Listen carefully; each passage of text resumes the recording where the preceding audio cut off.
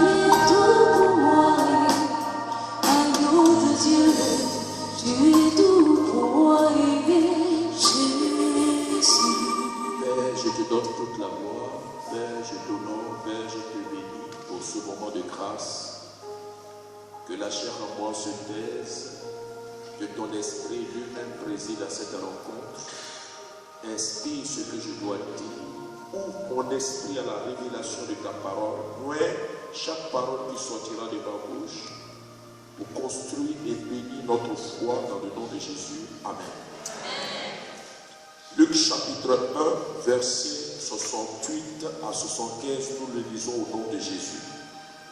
Béni soit le Seigneur, le Dieu d'Israël, de ce qu'il a visité et racheté son peuple. Il nous a suscité un puissant sauveur. Il a suscité au milieu de nous un puissant sauveur. Dans la maison de David, son serviteur.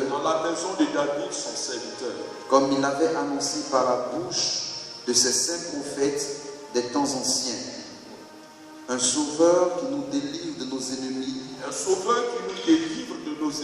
Et de la main de tous ceux qui nous haïssent. C'est ainsi qu'il manifeste sa miséricorde.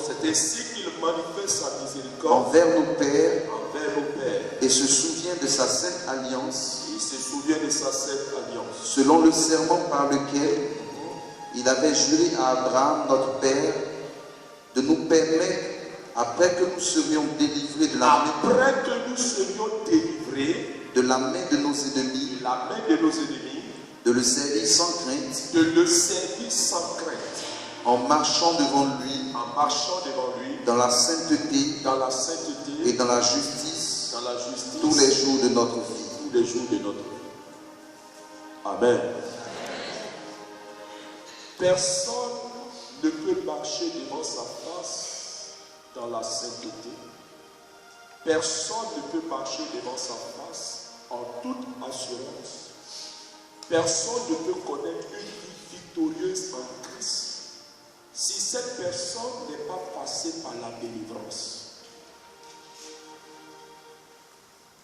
Souvent j'entends certains nombres de prédications qui sont attentatoires à la vie chrétienne.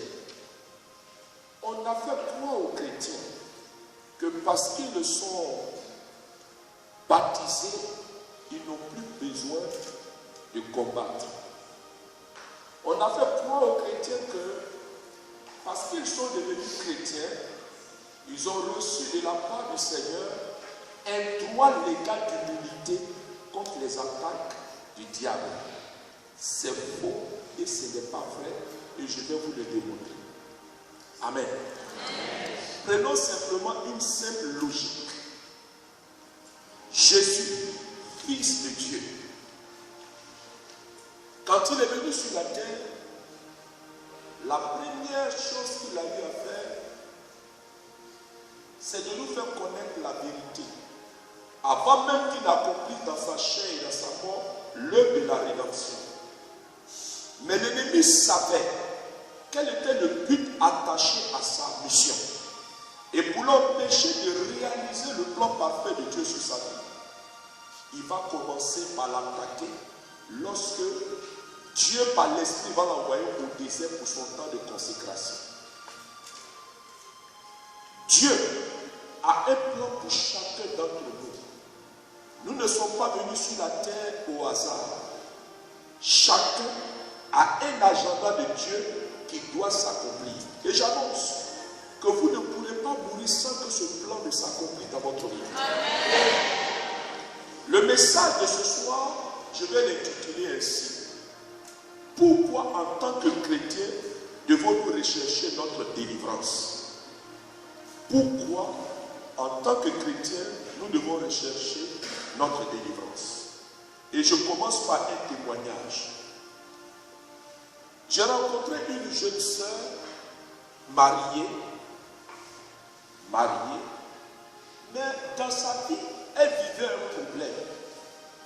Après 3 années de vie conjugale, elle ne pouvait pas faire d'enfant. Elle a fait toutes les prières qu'on pouvait faire. Marie défait les nœuds. Elle est même allée déposer des fleurs au sanctuaire marial, pour ceux qui connaissent Abidjan. Elle est allée dans tous les lieux d'évangélisation, dans l'optique que Dieu intervienne pour elle. Et jusqu'à là, elle n'a pas eu gain de cause. Elle s'est résolue à croire que c'était le plan de Dieu pour sa vie. Et souvent, quand elle allait partager avec certaines personnes, on lui disait, écoute, dans la vie, il peut arriver. Et regardez, même il y a des personnes qui prient Dieu, mais qui vivent ce genre de situation. Du coup, elle s'est résolue à attendre une intervention hypothétique de Dieu au moment où celui-ci va décider d'agir dans sa vie. Or, elle n'avait pas compris que dans les Écritures, dans une partie des Écritures, dans Matthieu chapitre 11, à partir du verset 11 à 12, que le royaume de Dieu souffre violence et que ce sont les violents qui s'en emparent. Alors cette jeune sœur, bonne chrétienne catholique, prieuse, aura la malchance, que je l'ai plutôt dit, la grâce de passer à un endroit non loin de notre centre d'évangélisation. Et elle va entendre que nous étions en train de prêcher sur le combat spirituel. Elle va rentrer, elle va s'asseoir et elle va écouter un message. C'est qu'elle n'avait jamais écouté depuis qu'elle était chrétienne. Et dans le message, nous lui avons dit que Dieu n'a jamais voulu ce qui est mauvais pour ses enfants. Jamais. Et que si nous vivons une situation qui compromet notre joie, notre bonheur, nous devons nous poser la question de savoir qu'est-ce qui se cache derrière ce qu'on vit. Il ne faudrait pas tout accepter comme si on était des bons musulmans pour dire Allah le dit, Allah le garçon. Allah le garçon. Bon, voilà. Bon, comme c'est Dieu qui le veut, c'est Dieu qui l'a voulu. Et cette sœur s'est dit, mais vraiment ce message m'intéresse. Il faut que j'approfondisse. Donc elle vient à la retraite. Et au cours de la retraite, elle réalise que ce qu'il est en train de vivre est une captivité que l'ennemi subtilement avait placée sur sa vie. Mais comment elle va découvrir cela? Son problème, elle avait cru qu'elle avait un problème de stérilité. Puisque le médecin lui a dit que peut-être que ce que tu vis, ça peut te céder parce que tu as des fibromes, tout et tout. Mais il y a des femmes aussi qui sont dans cette même situation, mais qui arrivent à faire des enfants. Mais pourquoi toi tu ne fais pas d'enfants? C'est là qu'elle va rentrer en profondeur. Elle va réaliser à partir des enseignements que son problème n'était pas la stérilité. Elle n'avait aucun problème de stérilité. Mais son véritable problème, c'est qu'elle était dans la captivité de la servitude. Ça veut dire quoi? Elle était emprisonnée. Quoique physiquement, elle pouvait se mouvoir, puisque dans sa famille, elle est la seule qui a réussi. Elle s'occupait bien de sa famille, mais elle réalise qu'on lui dise qu'elle est dans la captivité. Comment cela peut être possible? C'est là que le Seigneur va commencer dans les enseignements à lui donner les révélations. La première des questions qu'on lui a, la réponse qu'elle va donner dans la première question qui lui sera posée, comment se fait-il que dans la famille tu es la seule personne qui ait réussi? Pourquoi? On peut dire, mais ça peut arriver dans des familles où une seule personne peut réussir. On lui a dit, bon, on passe sur ce sujet. Deuxièmement, comment se fait-il que dans la famille, tu te retrouves à être la personne la plus importante qui t'occupe de tout le monde? On a l'impression comme si tous ceux qui sont dans la famille doivent échouer et que toi, ceux qui doivent réussir à t'occuper d'eux. Ça a commencé à faire du tic dans sa tête. Et on va lui définir en somme dans quelle position elle était. On va lui dire, rappelle-toi, quand le peuple d'Israël était en Égypte, c'était les Hébreux qui construisaient les pyramides, les belles maisons, et les Égyptiens ne faisaient que profiter du travail des Égyptiens. Et quel était le mot que Pharaon Dieu avait utilisé pour cette situation? Le mot qu'il avait utilisé, c'était servitude.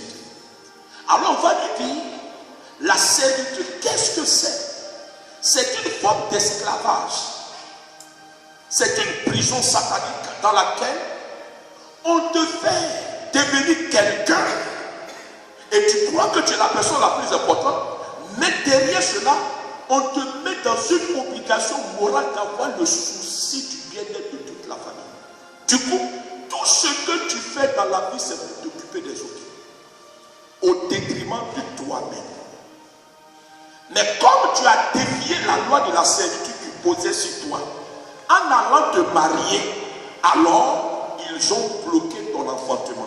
Parce que l'un des effets collatéraux de la servitude, c'est la stérilité. Et donc, même si on te faisait toutes les prières de délivrance pour te faire sortir de la stérilité, ça ne finira jamais parce que la racine principale de ton problème, ce n'est pas la stérilité, mais c'est la servitude. C'est là qu'elle va comprendre ce qu'elle était réellement dans le monde spirituel. Elle était l'esclave de toute la famille. Donc elle travaillait pour tout le monde. Ses frères faisaient des enfants. C'est elle qui les amenait à l'école. Quand il y avait un problème dans la famille, elle se sentait dans l'obligation d'être toujours là pour résoudre les problèmes.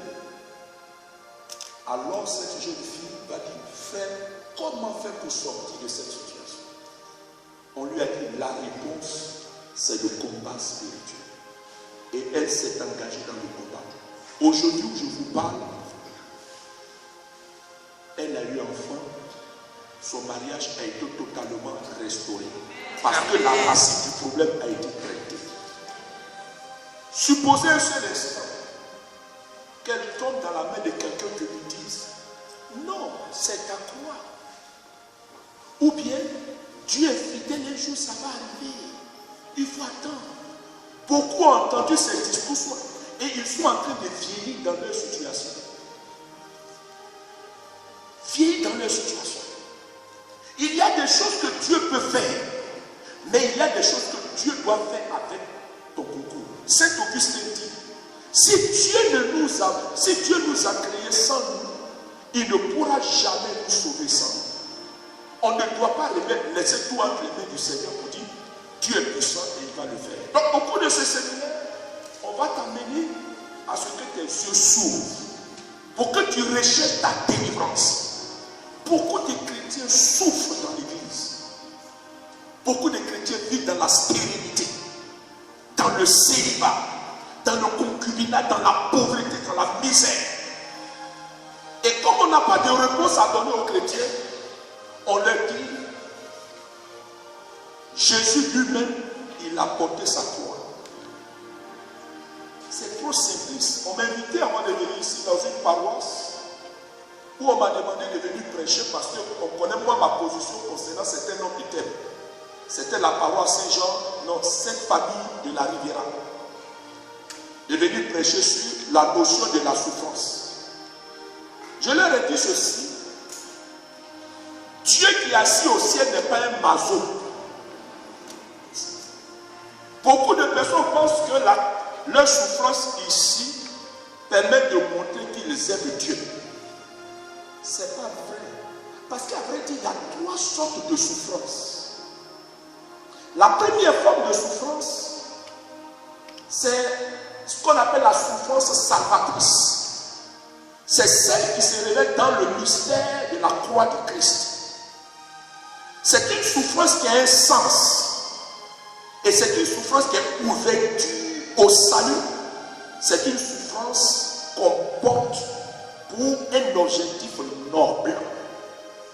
Il y a un saint, Saint Maximilien Kolbe, en Allemagne au temps du nazisme, qui a accepté un prêtre qui a accepté de souffrir et de mourir à la place d'un père juif qu'on a voulu tuer, mais qui a accepté d'aller mourir à la place de cette personne. Une telle souffrance, on appelle ça une souffrance salvatrice. C'est une souffrance, c'est ce qu'on appelle la croix. Quand tu portes une telle souffrance, ça a un sens. La deuxième forme de souffrance, c'est la souffrance permise. En théologie, on parle de souffrance permise. C'est-à-dire qu'il y a un certain nombre de choses que Dieu peut permettre dans notre vie afin d'atteindre un but. Et toute révélation, toute parole, tout enseignement qui n'a pas son fondement dans la parole de Dieu, il ne faut pas l'accepter. Et cette souffrance-là, on découvre ça dans Deutéronome chapitre 8, verset 1 au verset 4, où Dieu dit, c'est moi qui ai permis à ce que vous passez par le désert, que vous ayez faim. Vous connaissez les épreuves, toutes ces choses. Et Dieu ajoute, mais pourquoi? Pourquoi j'ai permis cela? J'ai permis cela afin de vérifier les motivations qui sont dans votre cœur vis-à-vis de moi. Une telle souffrance a pour but, d'une part, pour vérifier les motivations qui sont dans notre cœur à l'égard du Seigneur, et deuxièmement, pour provoquer notre croissance spirituelle. Et la troisième forme de souffrance, c'est ce qu'on appelle la souffrance imposée. Et on le lit dans 1 Pierre chapitre 2, plutôt 1 Pierre chapitre 5, verset 8 au verset 9, précisément le verset 9. Une telle souffrance, c'est ce que le diable a imposé. Impose à ses victimes, qui peut être une maladie mystérieuse. Qu'est-ce que c'est qu'une maladie mystérieuse? Une maladie mystérieuse est une maladie qui défie le diagnostic des médecins et qui défie même les traitements. Ça peut être une maladie incurable et ça peut même être une maladie curable mais qui a un caractère récidiviste, saisonnière ou même une maladie qui arrive à des moments bizarres de notre vie. Je vous donne le caractère par exemple d'une maladie saisonnière. Ce sont des maladies qui peuvent être dans votre vie, mais qui intervient au moment où il y a quelque chose de bon qui doit arriver dans votre vie. Vous avez par exemple un emploi, on vous dit vous êtes embauché quelque part, et à la veille même de votre prise de fonction, une maladie intervient. Ou encore, ça peut être une maladie qui intervient pour vous appauvrir. qui peut passer soit par un de vos enfants, où vous allez dépenser. Dès qu'il est guéri, votre argent finit. Et si vous avez une entrée encore, la maladie revient. Après que cette maladie a une base démoniaque et est utilisée par les forces maléfiques pour vous appauvrir, jusqu'à ce que vous soyez ruinés. Et ces choses-là, quand on ne le sait pas, on va croire que le mal qu'on a, on offre ça. J'offre ça à Dieu pour ma sanctification, pour ma croissance spirituelle, et ainsi de suite. Ça, c'est ce qu'on appelle le discours pieux de ceux qui n'ont pas de révélation. Parce que dans le livre de la sagesse, il y a 3 choses que Dieu n'a pas créées. Et ces 3 choses-là, Dieu ne peut pas l'utiliser contre ses enfants. Même pour le bien de ses enfants, Dieu ne peut pas l'utiliser. Dieu ne supporte pas ça. Il y a le péché. Dieu ne peut pas amener quelqu'un à pécher. Il ne peut même pas pour la croissance de ses enfants amener son enfant à pécher. Non. La maladie. Dieu n'est pas l'auteur de la maladie. Il ne peut pas utiliser la maladie. Et enfin, la mort. Voilà les 3 choses qui ne sont pas utilisées par Dieu. Mais ces 3 choses-là, Dieu peut les permettre dans la vie d'une personne. Vous voyez, Dieu ne peut pas les utiliser. Et on ne doit pas dire que ce que je suis en train de vivre, c'est Dieu. Non. Mais Dieu peut le permettre dans la vie d'un de ses enfants, afin de l'amener à un objectif. Ce fut le cas de Job. Dieu a permis à ce que Job connaisse la mort de ses enfants, qu'il perde tout, que lui-même soit frappé de maladie. Mais Dieu a permis. C'est ce qu'on appelle la volonté permissive. Mais ce n'est pas la volonté parfaite de Dieu. Et donc le combat spirituel que nous menons, c'est cette clé de révélation que Dieu nous a donnée pour combattre tout ce que Dieu n'a pas voulu dans notre vie. Et pour cela, il faut avoir un enseignement qui te donne le discernement clair pour que tu saches que ce que tu es en train de vivre n'est pas de Dieu et que tu dois combattre cela. Vous voyez souvent des jeunes filles, elles sont très belles. Elles sont très belles. Elles rencontrent une personne aujourd'hui. Demain, elles ne voient plus la personne. Tu ne sais même pas ce que tu as dit à la personne. Tu ne sais pas ce que tu as fait à la personne ne veut plus te voir. Ou bien il suffit simplement que vous ayez une intimité, seulement une intimité. C'est comme s'il y a une mauvaise odeur sur toi, la personne disparaît. Et ça, si vous n'avez pas l'enseignement de la révélation, vous allez croire, vous allez passer en revue votre dernière rencontre, vous dites, mais qu'est-ce que j'ai pu lui dire? Qu'est-ce que j'ai fait? Qu'est-ce que j'ai fait? Tu vas beau l'appeler, il ne répond pas. Mais tu dis, mais qu'est-ce que j'ai fait? Mais la réponse se trouve dans la révélation. C'est pourquoi, toi qui vis une situation de ce genre, il faut que tu cherches ta délivrance. La délivrance va te permettre de rentrer pleinement dans ta bénédiction. Et Jésus l'a dit dans on va le reprendre, Lévitique, plutôt Luc chapitre 1, les derniers versets, le verset 14 et le verset 75. Regardez ce qu'il dit.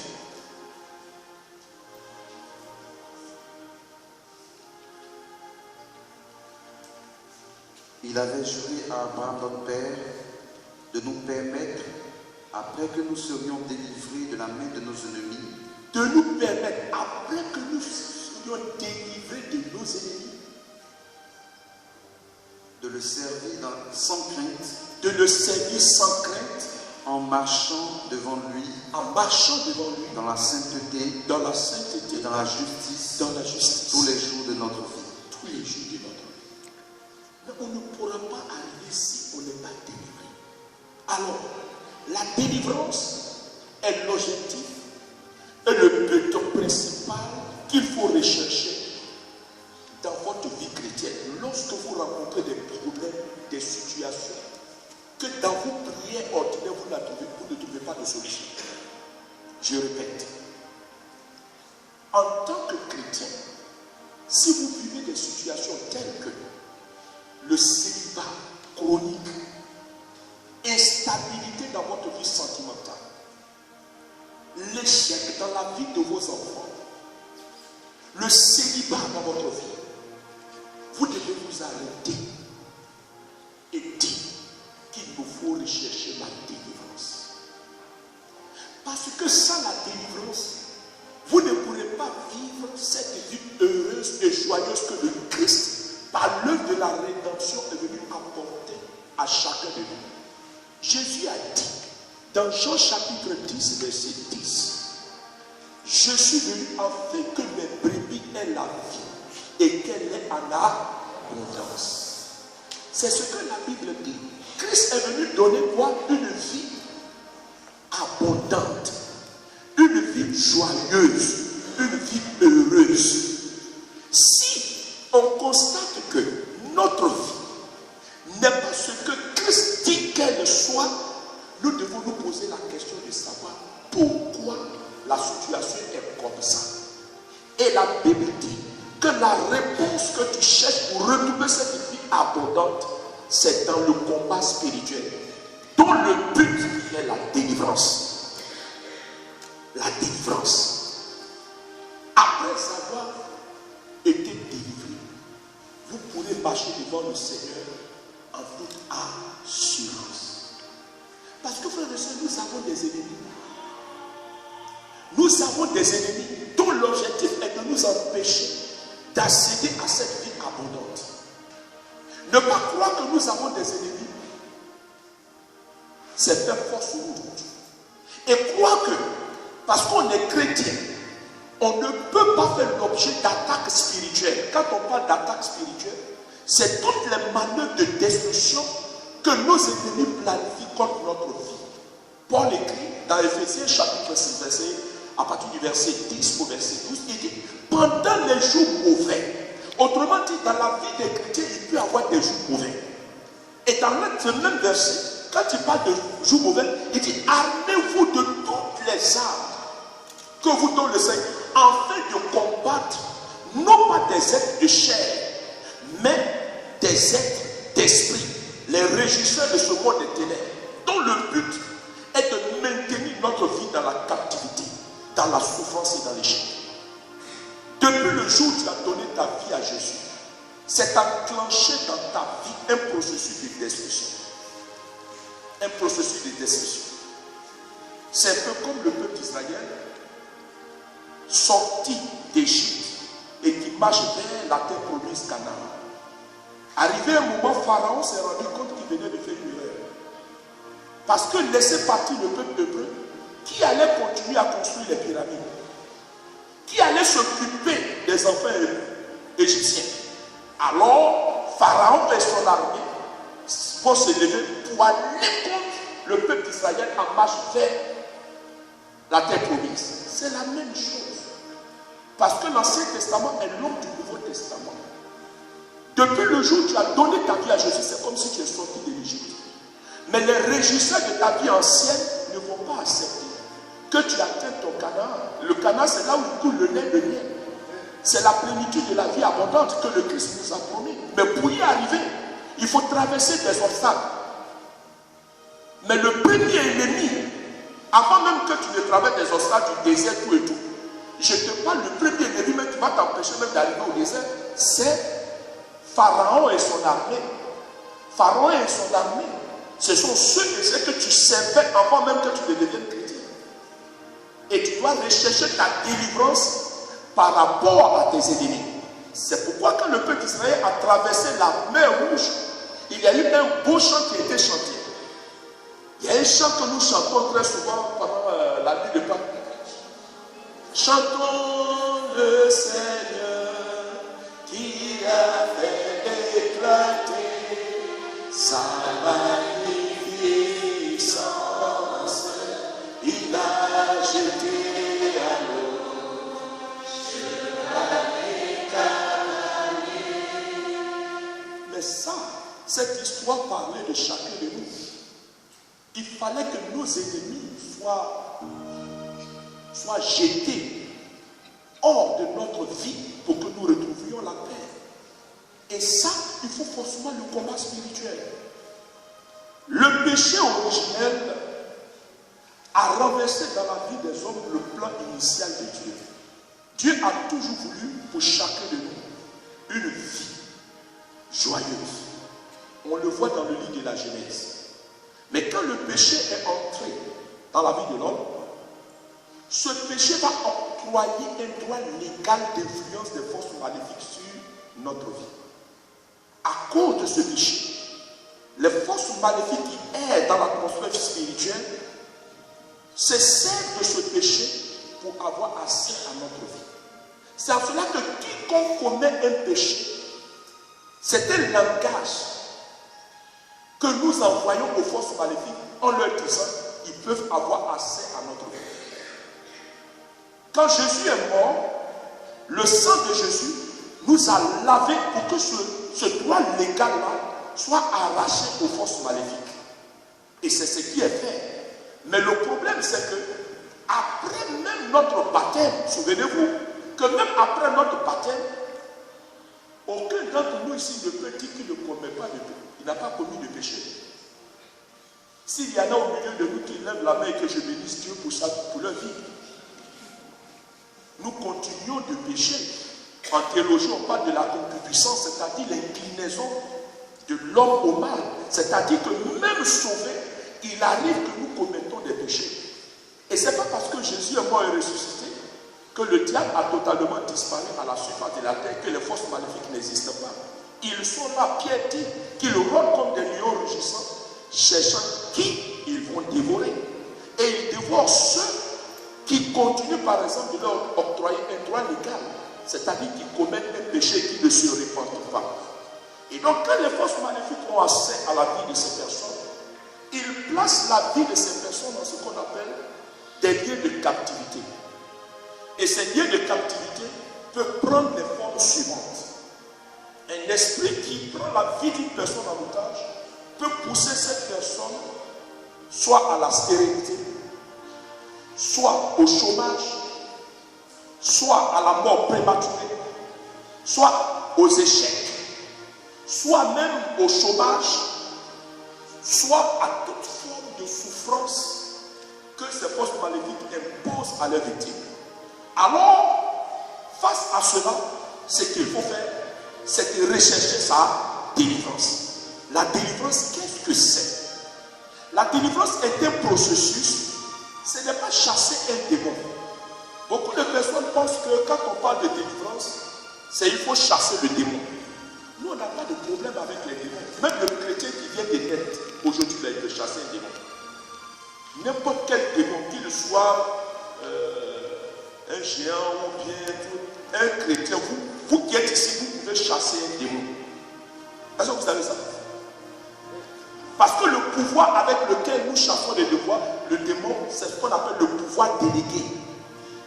On ne le chasse pas par un pouvoir propre, mais c'est un pouvoir délégué. C'est pourquoi il a dit, en mon nom, vous chasserez les démons. C'est-à-dire que si quelqu'un me voit avec un document signé par le président français, m'autorisant d'avoir accès à certains endroits ici, si les gens voient ce document, on me laisse rentrer, non pas à cause de moi, mais c'est à cause du pouvoir qui est incarné par le document qui fut avec un sceau du président français. C'est la même chose. Dieu a donné à chacun de nous un pouvoir délégué. Il dit, en mon nom, vous chasserez les démons. Il n'a pas dit que tu sois grand ou petit. Il dit à mon nom. Il suffit seulement que tu dis, au nom de Jésus, le démon va partir. Mais le problème, ce n'est pas à ce niveau. Quand nous parlons de délivrance, c'est tout un processus qui consiste à ramener l'homme à son état initial. Tout se passe comme si il était à nouveau dans le jardin d'Éden, avec tous les droits et les prérogatives liés à sa création avant le péché. Voilà ce que c'est que la délivrance. Donc la délivrance, c'est le but que nous recherchons dans le combat spirituel. C'est l'objectif que nous recherchons quand nous combattons. Nous avons fait du combat spirituel et nous avons vu comment la vie de ceux qui croient en ce message, nous avons vu comment leur vie était transformée. Moi-même, mon propre fils était sur le point de mourir. Sur le point de mourir. Vous regardez l'enfant, il est bien modelé, mais on lui dit qu'il n'a pas de sang.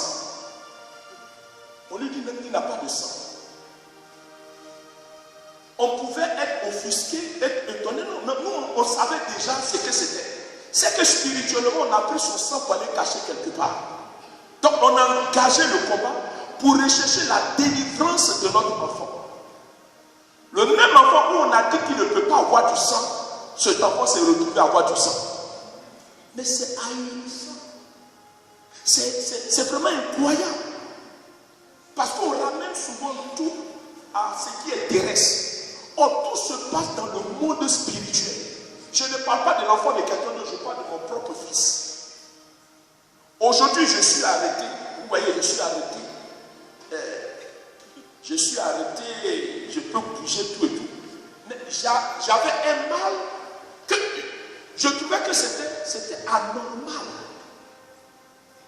On me dit, je suis à l'hôpital, on me dit, non, tu as une hernie discale.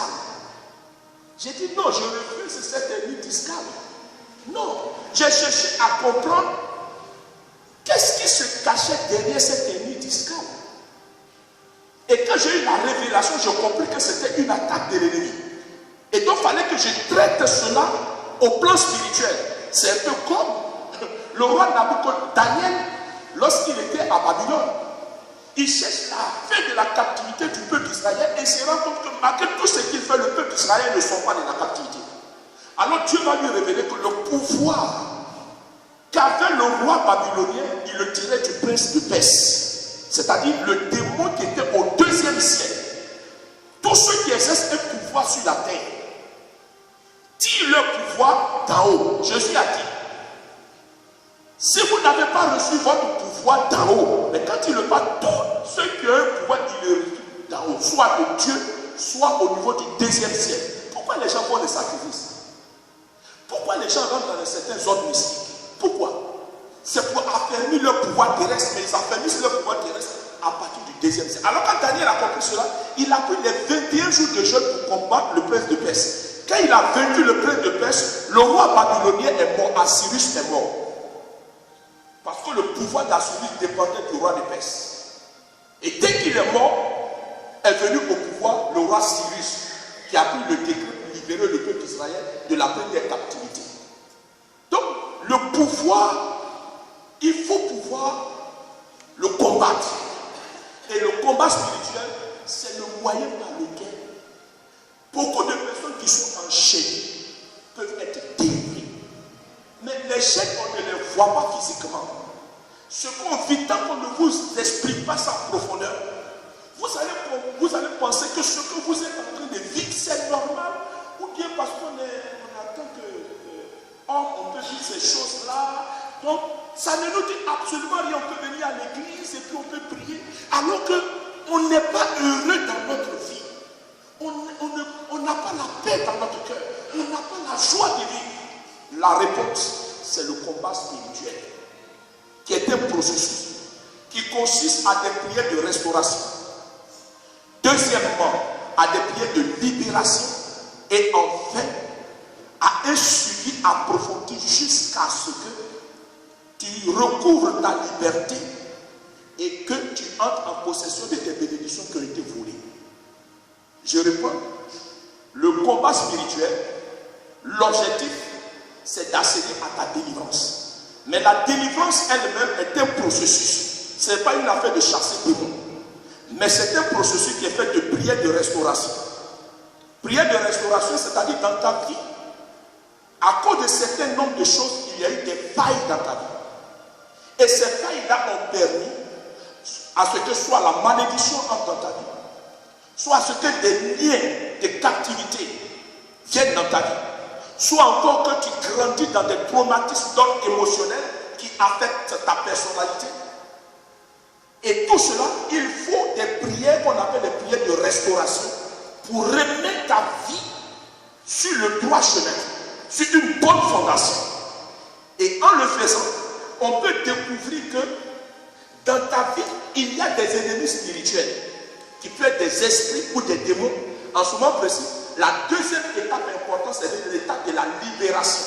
On libère ta vie de l'influence de tel ou tel esprit, qui peut être des esprits des eaux, qui peut être des esprits du spiritisme, des démons morts, toutes ces choses. Et enfin, on te place sur un programme de suivi pour se rendre compte que réellement, tu es sorti de cette influence démoniaque et que maintenant tu as recouvert ta liberté. Parce que la liberté est la chose la plus précieuse que Dieu a donnée à l'homme. Si vous n'êtes pas libre, c'est que vos bénédictions ont été confisquées. Parce que quelqu'un qui est placé dans une prison, avant d'aller dans la prison, on ne fait jamais rentrer un prisonnier avec ses biens dans la prison. On récupère tout ce qu'il a, on garde, et c'est le jour où cette personne a fini sa peine qu'on lui restitue ces choses. Donc on ne peut pas être dans la captivité et croire qu'on peut avoir nos biens de mariage, nos biens de réussite sociale. Non, ce n'est pas possible. Donc quand tu perds toutes ces choses, tu dois savoir qu'on a placé ta vie dans une prison. Et le combat spirituel est le moyen par lequel tu mets fin à cette captivité et que tu retrouves ta liberté. Sinon, tu vas mener une vie chrétienne bizarre. Tu regardes les autres. C'est-à-dire quand tu regardes, mais il n'y a pas la joie sur ton visage. Bon, la religion devient alors comme tu calmes sur l'opium. Bon, tu vas venir devant le Saint-Sacrement, tu vas t'asseoir là pour avoir un soulagement émotionnel. Et puis tu retournes dans le même problème. Ainsi de suite, ainsi de suite. Ce n'est pas ce que Dieu veut pour nous. Je ne crois pas que c'est ce que Dieu veut pour nous. Dieu veut une église glorieuse, une église vivante, une église où nous sommes délivrés. Et je vais vous lire un passage que Paul a écrit dans 2 Timothée chapitre 2, et je termine avec ça pour aujourd'hui. 2 Timothée chapitre 2 Timothée chapitre 2, verset 25. 2 Timothée chapitre 2. 2 Timothée chapitre 2, verset 25 à 26. Il doit redresser avec douceur les adversaires dans l'espérance que Dieu leur donnera la repentance pour arriver à la connaissance de la vérité et que, revenus à leur bon sens, ils se dégageront des pièges du diable, qui s'est emparé d'eux, pour les soumettre à sa volonté. Paul dit qu'il faut leur enseigner avec douceur pour qu'ils reviennent à la vérité. Lorsqu'ils reviendront à la vérité, cela ne pourra se faire que par la repentance. Quelqu'un qui revient à la vérité ne peut pas revenir à la vérité qui est le Christ sans le moyen de la repentance. Maintenant, quand tu arrives à la vérité, tes yeux s'ouvrent et tu réalises que ce que tu vis, ce que tu traverses n'est pas normal. J'ai rencontré ici à Paris une jeune dame au cours d'une première retraite. Une jeune dame entière, très belle, quand vous la voyez. Et quand j'ai partagé avec elle, j'étais étonné. Elle me dit, elle ne se souvient pas à quel moment elle était avec un homme. C'est-à-dire qu'elle vivait dans un célibat chronique. C'est-à-dire, et puis ça lui donnait, c'est-à-dire que ça ne disait plus rien, c'était normal. Alors on a cherché à comprendre mais pourquoi elle s'est trouvée dans cette situation. Or c'était un problème qui était lié à son identité. Son identité c'était quoi? Regarde son nom, dit non, elle s'appelle Solitude.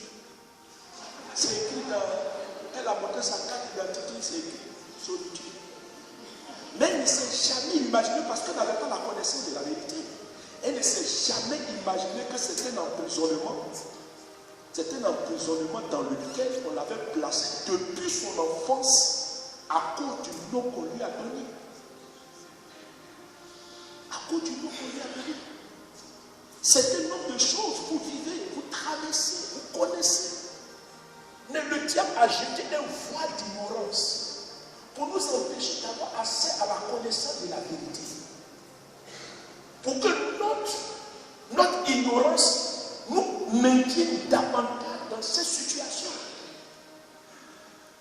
Ce n'est pas normal que tu sois marié et que tu n'arrives pas, ton mari n'arrive pas assumer sa fonction de mari avec toi, d'être heureux avec toi.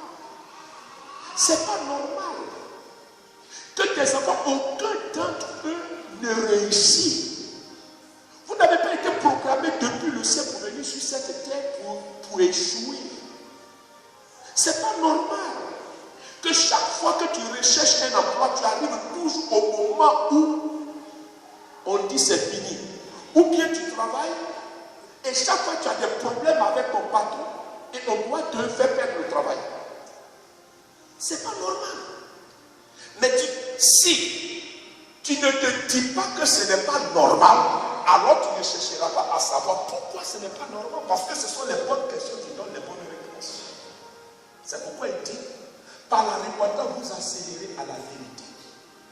Et que cette vérité vous permettra de vous rendre compte qu'il faut se défaire des pièges de l'ennemi.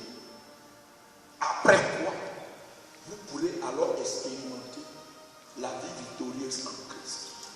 Et ça, vous ne le trouverez pas dans un autre message que dans le message du combat spirituel.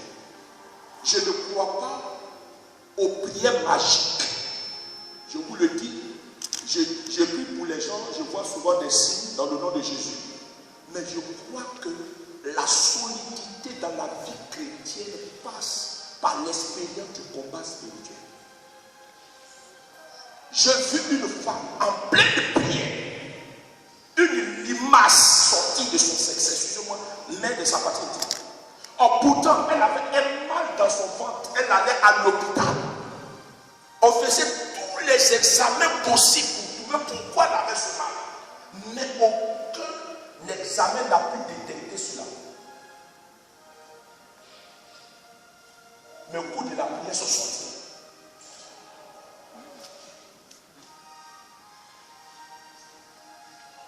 J'ai vu une personne, une dame, je ne dis pas homme, une grande femme d'affaires dans mon pays, qui était l'une des premières à faire le commerce à Dubaï. On lui a lancé un sort. Qu'elle passe à côté de vous, si vous ne pouvez pas vous arrêter. L'odeur qu'elle dégage, mais elle-même, elle ne sent pas l'odeur. Quand elle passe à côté de vous, vous êtes obligé de toucher le nez. Mais ce sont des choses. L'autre fois, le berger donnait ce témoignage de ce Canadien, M. Lacroix, qui a un bac plus 12, doctorat en maths appliqué aux finances. C'est un homme. Avec sa femme, ils avaient un problème. La médecine canadienne n'a pas pu donner de réponse. Mais quand il a fait l'expérience du combat, il a cherché à comprendre la révélation. Qu'est-ce qui se cachait derrière ce qu'il vivait? C'est là qu'il a compris ce que c'était. Et Dieu a traité cela de manière propre, très propre, avec des effets immédiats. Des enfants qui sont sortis. Voilà. Je ne sais pas ce que tu vis. Aujourd'hui, j'ai voulu introduire pour que tu comprennes que là où se trouve un échec dans ta vie, tu ne dois pas simplement te contenter de dire je vais seulement prier. Parce que regarde, depuis tu pries, est-ce que tu as une solution? Combien de fois tu n'as pas fait, tu n'es pas parti à la rue du bac? Peut-être même que je ne sais pas combien de fois même tu n'as pas fait des pèlerinages à Lourdes, à Fatima. Parce que ce n'est pas tout ce qu'on vit qui peut être résolu par une intervention miraculeuse. Tu dois t'arrêter de te poser les bonnes questions. Qu'est-ce qui se passe dans ma vie? Pourquoi l'homme que j'ai marié, l'homme qui m'a marié, subitement, il ne m'aime plus. Et puis, il me laisse savoir chez une autre femme. C'est un peu comme cette femme, quand vous la voyez, elle est venue me voir, vous la regardez, vous dites même, pourquoi vous êtes vite mariée? Elle est très belle, très intelligente, elle travaille dans une régie financière dans notre pays. Bien jolie, belle. Elle me dit, regarde-moi. pas attirante. J'ai dit, mais ça, vous n'avez pas besoin de le dire. C'est un avion qu'il faut poser cette question. Moi, mes yeux, je vois. J'ai dit, ne vous fatiguez même pas poser. Vous êtes très attirante, madame. Elle dit, mais comment expliquer? Je fais tout pour que mon mari, l'homme avec qui je me suis marié, je fais tout, mais il ne me désire pas. Je viens de sortir d'une humiliation. J'ai dit laquelle? Dites-moi. J'ai cru que bon, son mari avait une autre femme dehors. C'est même pas ça. Il dit, elle dit, frère, je suis en train de perdre ma 4e servante. Voyez la suite. Je ne sais pas ce qui arrive à mon mari. Mon mari, les nuits, ce sont les servantes qu'il va chercher. Je peux accepter qu'il me trompe, mais quand même avec une femme de mon rang.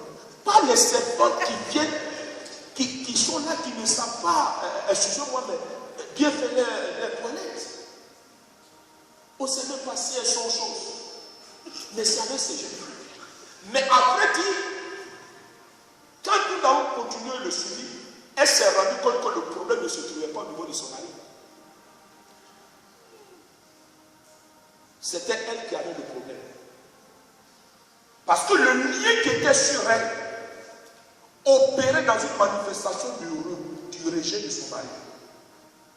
C'était elle, depuis son enfance, avait été consacrée à un esprit des eaux qu'il avait épousé.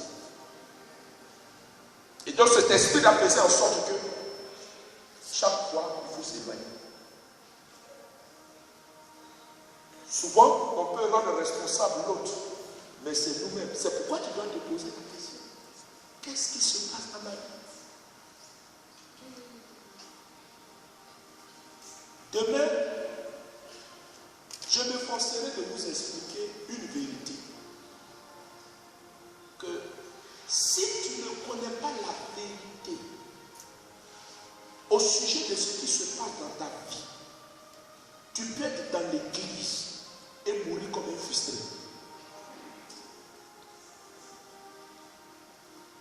Ouais, les chrétiens passent partout pour prier, pour chercher une solution qui se trouve même dans leur vie. C'est simplement la vérité.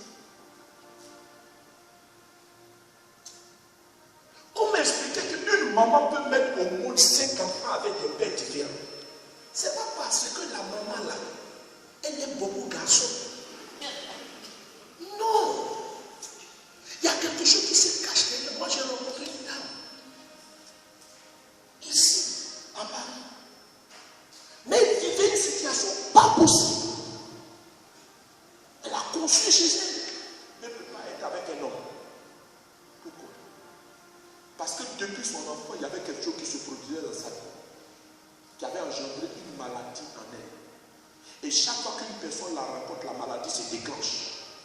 Et l'homme est obligé de partir. Qu'est-ce que tu vis? Pourquoi tu es ici? Et chaque fois, quand tu fais tes rêves, tu te retrouves chez toi, au village. Comment expliquer le fait que tout ton argent, tu es comme poussé chaque fois? C'est toi qui as envoyé, où est ce million? Où est ce million? Même la brosse à dents, on va t'appeler ici à Paris. Pourquoi? Mais généralement, quand tu fais, tu ne te rends même pas compte qu'il y a une opération dans le monde spirituel qui te commande à vivre comme un esclave ici, travailler pour les nourrir là. Mais pendant que tu le fais, tu crois que tu le fais bien. Tu as besoin de savoir ça, je vais t'expliquer. Je vais t'expliquer pourquoi. Souvent dans ton mariage, dès que tu annonces que tu vas te marier, il y a toujours problème. Mais si tu te maries, tout l'argent que tu te payes ici en France, toi, voilà, tu as partagé ça avec quelqu'un. Ah mais non! On a fait en sorte que tu arrives ici pour travailler, pour nourrir les gens. Ah, ou bien tu ne sais pas ça? beaucoup de peine. Dès qu'on n'a pas, c'est comme si tu as un souci dans le cœur. Tu as dit, tu ne comprends pas, mais tu dis, hey, si je ne le fais pas, qui va le faire? Oh, tu es là, tu envoies l'argent. Chaque mois, à cause de toi, cette entreprise-là.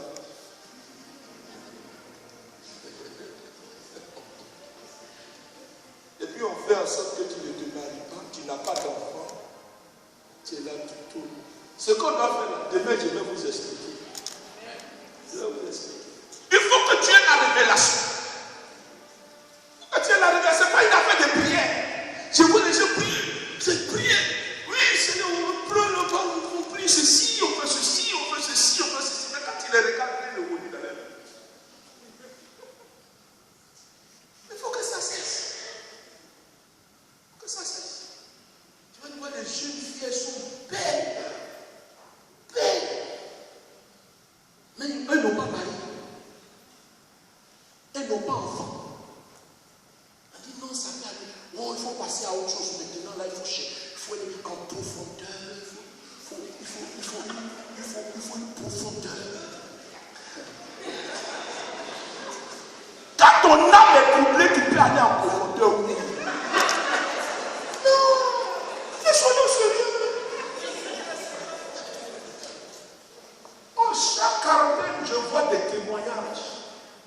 Je vois des victoires. Allez. Passez. Je vais te dire, après ta victoire, passe à autre chose. Mais pour l'instant, la prière qui va te permettre de sortir de mettre fin à la captivité. Il y a des fois, je suis parti à la Martinique. J'ai vu des hommes religieux, mais qui ont besoin de révélation. Besoin de révélation. C'est pourquoi je n'aime pas voyager. Mais à cause d'un seulement là, je vais repartir à Martinique. Amen. Parce que j'ai vu là-bas qu'il y avait une tête de témoignage qu'il fallait révéler aux gens pour que les réclamations sur le vie cessent. Et ça cesse. Quand j'ai introduit ça,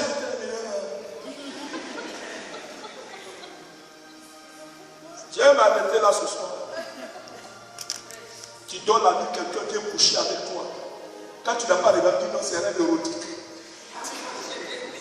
Quel rêve érotique? Tu ne te rends pas compte qu'à cause de ça, il n'y a pas d'homme qui vient dans ta vie. Mais tu es déjà marié de l'autre côté.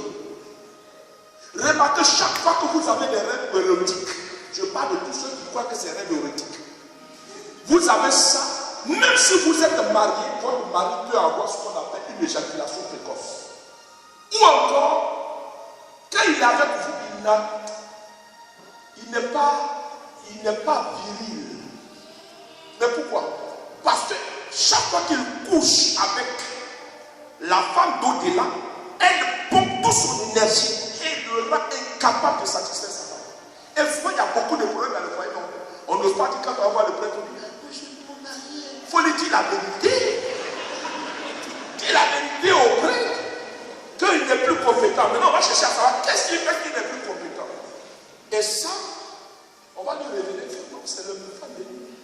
Souvent, il y a des femmes qui se réveillent le matin. On ne sait pas ce qu'on leur a fait, on les a fait insulter. Mais le visage est serré, elles sont nerveuses tout et tout.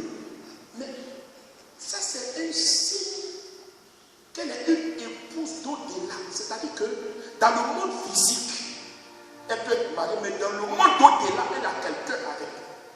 Et généralement, la rencontre avec cette personne d'au-delà produit dans le monde physique ici ce caractère de quelqu'un qu'on n'a pas insulté, on n'a pas insulté, on arrive, mais le visage est toujours fâché. Elle a besoin de délivrance. Ce n'est pas une affaire de dire Dieu fait adoration, prier. Non. Paul dit il y a diversité de prières. Diversité de prières. C'est des gens de situation comme ça. Tu vois, même si tu es vieille, tu vas avoir Marie. Parce qu'à toute heure, il y a d'autres mères, elles sont mariées. Mais le mari se comporte comme s'il était le frère. Ne touche même pas. Est-ce que c'est beau?